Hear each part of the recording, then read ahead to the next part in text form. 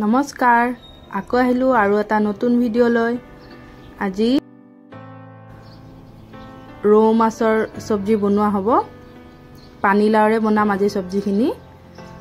প্ৰথমে ৰৌ মাছখিনি ভালদৰে সাফা কৰি লওঁ ইমান ধুনিয়া সতেজ মাছখিনি লাইক সাবস্ক্ৰাইব আৰু শেয়াৰ কৰিবলৈ নাপাহৰিব আৰু লগতে কমেন্ট কৰিও জনাব বাকলিখিনি সাফা কৰি পেলাই ইয়াৰে ফুলখিনি উলিয়াই দিছো আৰু পেটুখিনি উলিয়াই দিম মাছৰ পেটুটো ভালদৰে উলিয়াব লাগে নহলে মাছটো তিতা লাগিব আৰু এনেদৰে কাটি দি সৰু সৰুকৈ কাটি দিয়া হৈছে কাৰণ মাছটো ফ্ৰাই কৰিলে নিমখ হালধি যাতে ভিতৰলৈ সোমায় সেইভাবে কাটি দিও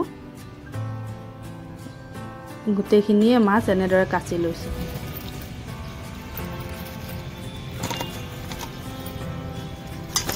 মাছখিনি বসা হোৱাৰ পিছতে এতিয়া 3-4 বাৰ মান ধুই লম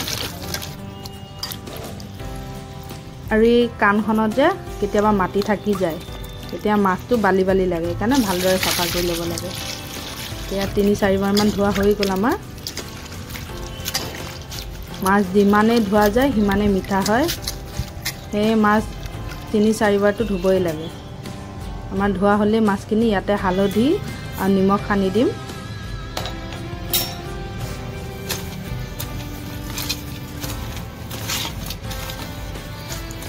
গুটেখিনিতে ভালদৰে লগাকে সানি দিয়া হ'ল এতিয়া পানীলাওটো কাটি লওঁ দেখিছেনে পানীলাওটো ইমান ধুনিয়াকে কাটা গৈছে কোমল হয় আজি পানীলাওটো এতিয়াৰ সবজিবোৰ সতেজ আৰু একদম ফ্ৰেছ নহয়নে এতিয়া সবজিবোৰ খাবলৈ ভাল লাগে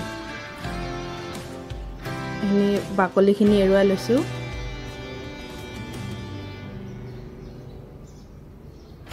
আৰু আলুটো বাকলি এৰুৱাই পেলাই মই পানীত তিয়াই থৈছো অলপ সময়ৰ কাৰণে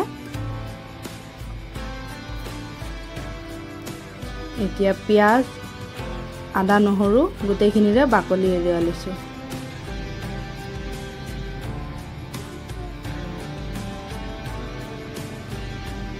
আৰু আলুখিনি যে মই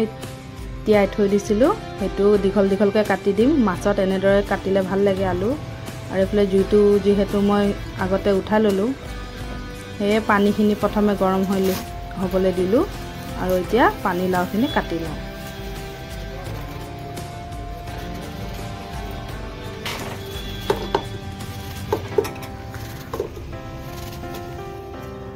মাছৰ সবজি যে পানী লাওৰে বৰ ভাল লাগে খাই নহয় জানো আমাৰ যে ঘৰত বেছিভাগ মাছৰ সবজি পানী লাওৰে বনোৱা হয় এতিয়া বাকিখিনিও পিয়াজখিনিও কাটি ৰাখিছো আৰু আমাৰ পটাখনতে নহৰু এইখিনি পিছি লওঁ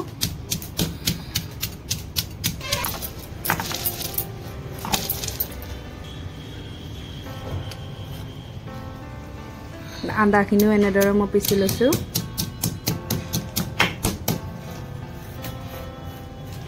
আপোনালোকৰ ঘৰত পটা আছে নে নাই সকলোৰে ঘৰতটো বাৰু পটা নাথাকে আজিকালি জলকীয়াও মই এনেকৈ পিছি লৈছো এইটো জলকীয়া কলা হয় কিন্তু বৰ জ্বলা এই জলকীয়াটো আৰু এটা গোন্ধও থাকে ধুনিয়া সবজিত দিলে বৰ ভাল লাগে এইখিনিও পিছি ললো মোৰ পানীখিনি গৰম হলে এটা সাইড কৰি কেৰাহীটো পাতি দিম জুইখিনি দেখিছেনে ইমান ধুনিয়াকে উঠিলে সৰিয়হ তেল দি দিছো ইয়াতে মাছখিনি ফ্ৰাই কৰি লম যেহেতু গোটেইখিনি একেবাৰতে ফ্ৰাই নহয় মই অলপ অলপকৈ দিম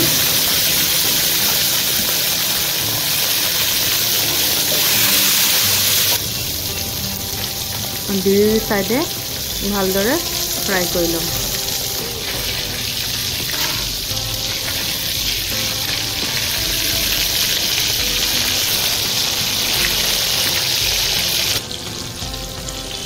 আগৰখিনি ফ্ৰাই হ'লে ধুনিয়াকৈ উঠাই ললো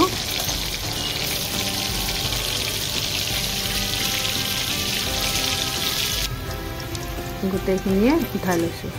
প্ৰায় হৈ গ'ল এতিয়া সেইখিনি তেলতে মই চব্জি বনাম শুকান জলকীয়া দি দিলোঁ তেজপাত এখিলাও দিলোঁ আৰু লগতে পাঁচফোৰণো দি দিছোঁ আৰু এইখিনি ফোৰণ হোৱাৰ পিছতে মই পিঁয়াজো দি দিলোঁ পিঁয়াজখিনি ভালদৰে ভজা হোৱাৰ পিছত মই ইয়াতে আলুখিনিও দি পেলাই ফ্ৰাই কৰি ল'ম প্ৰথমে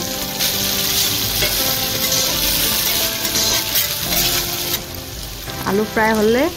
এইখিনিতে মই এতিয়া আদা নহৰুখিনিও দি দিছোঁ গোটেইখিনি একেলগে লৰাই লৈছোঁ আৰু জলকীয়াখিনি দিবলৈ পাহৰিয়ে থাকিছিলোঁ এতিয়া জলকীয়াখিনিও দি দিলোঁ আৰু পানীলাওখিনি ইয়াতে মই দি দিলোঁ এতিয়া হালধি আৰু নিমখ সোৱাদ অনুসৰি দি দিলোঁ মই ইয়াতে জিৰা গুড়ি অকণমান আৰু ধনিয়া গুড়ি অকণমানো দি দিছোঁ মাছৰ চব্জিত অকণমান জিৰা গুড়ি আৰু ধনিয়া গুড়ি দিলে ভাল লাগে গোটেইখিনি মিক্স কৰি পেলাই মই 2-3 মিনিটৰ কাৰণে ঢাকনি দি থৈ দিম যাতে ইয়াৰ পৰা পানীখিনি ওলাই দেখিছেনে পানীলাওৰ পৰাই ওলালে পানীখিনি মই পানী দিয়াই নাই এতিয়ালৈ আৰু গোটেইখিনি ধুনীয়াকৈ ভাজ খাইছে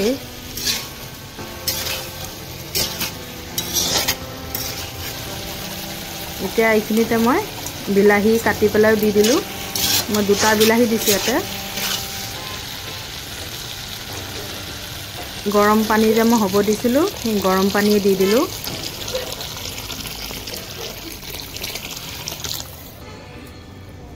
জুইটো ধুনীয়াকৈ উঠিছে সেই চব্জিখিনি বেছি সময় নালাগে জুইটো ভালকৈ উঠিলে আৰু পানীলাওটো সোনকালে সিজিয়ে যায় ইয়াৰ ঢাকনি মই আৰু 5 মিনিটৰ কাৰণে দি দিছোঁ জুইটো আগবঢ়াও দিছোঁ অকণমান এটা চাওঁচোন চব্জিখিনি দেখিছেনে উতলিছে চব্জি এটা এইখিনিতে মই মাছখিনিও দি দিছোঁ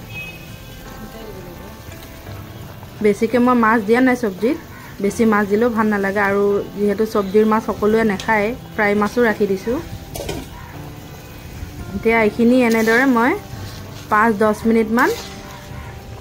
ৰাখি দিলোঁ মোৰ চব্জি দেখিছে হ'লেই মই শেষত ধনিয়া পাত দি পেলাই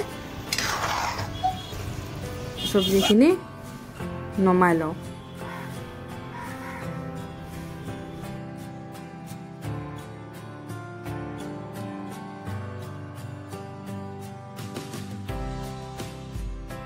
চব্জি ৰেডি আমি এতিয়া ইয়াৰে জুতি লওঁ আজিলৈ আহিছোঁ ধন্যবাদ